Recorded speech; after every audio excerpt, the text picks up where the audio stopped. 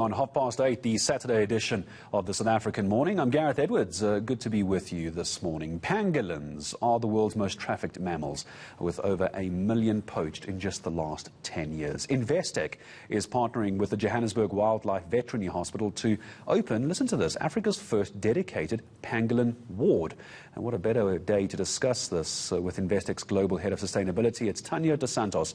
Than today being World Pangolin Day, I understand. Tanya, good morning to you. And I think a lot of people still don't quite understand, briefly, if you don't mind, just why is the pangolin so dangerously hunted? So pangolin, good morning Gareth and morning to the viewers. Pangolin are it is the world's most trafficked mammal. So it doesn't get the same spotlight that the rhino would get, for example, because it's one of the big five. Pangolin are small, you don't see them very often, so they're often, it's under the radar in terms of their poaching statistics. And the reason they're poached is firstly for bushmeat in South Africa, or in Africa, it's for their meat, but more importantly, they are poached for their scales, which are exported on a massive scale to Asia, where they are used in industrial quantities in Chinese medicine. And that's really what's driving the demand for the poaching. And this almost goes back to the scales being like rhino horn. They're just like your nails. They serve absolutely no purpose as far as medicine is concerned. So that argument is null and void. I'm not even going to go there with you on this one. But Investec, now partnering with Joburg Wildlife Veterinary Hospital, they've got a dedicated pangolin ward. How many pangolins are you trying to rescue here? Well, Gareth, to be honest, the ward still has to be created, so that's what this partnership is all about. At the moment, they are, cared for in the same facilities that other animals are cared for, and pangolin really they're nocturnal. They need a quiet, calm environment for them to thrive. And when they receive these pangolin, they are traumatized. They've been through, they're alive because they want to try and keep them alive as long as possible to keep the meat fresh. So they've been absolutely traumatized. And you need to create the safe environment and cool. And obviously we have, the most ridiculous temperatures in South Africa in summer, which is not ideal for a rescue pangolin. So the idea is to create a space that is just dedicated to pangolin, that can has the theatre lights, it has the X-ray equipment, it has everything, and that once they've been operated on, they then have a calm environment and you don't have all this activity in the background. I imagine. And sorry, just go ahead. No, I was going to say, so the ultimate aim actually is, firstly you rescue, then you take care of them and ensure that they are resilient and able to take care of themselves. But the ultimate aim really is to release them back into the wild. We don't want, these are not pets, we don't want to keep them.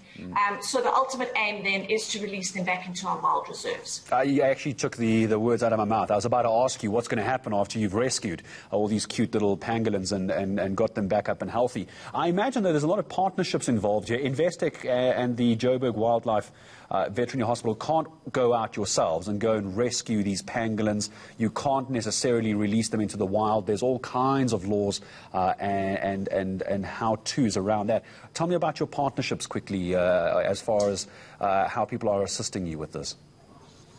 Yes, I think that's the interesting thing. We started Rhino Lifeline 9 years ago, and that was really in response to the rhino crisis. And the approach then was to partner with NGOs and good organizations that were doing rescue in rhino and raising awareness.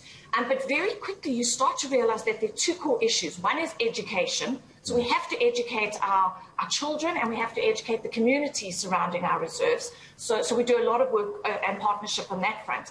And then secondly, more recently, we recognize the gap in law enforcement in terms of caring, in terms of capturing and, following through in terms of catching poachers.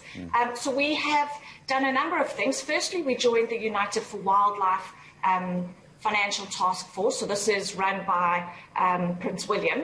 And this is a number of banks from around the world coming together, and they're using their anti-money laundering architecture to work with local law enforcement and intergovernment agencies like FATF, which is the Financial Action Task Force, to actually be able to connect all the dots, because everyone seems to have a little piece of the pie. So you'll have NGOs know a little bit, and law enforcement know a bit, and corporates may know a bit, banks know a bit, because we're following the financial flows. And really, we need to bring all these partners together. So that's an exciting initiative that we've been doing in the last year. And that's really where you're going to see action happen on the law enforcement front.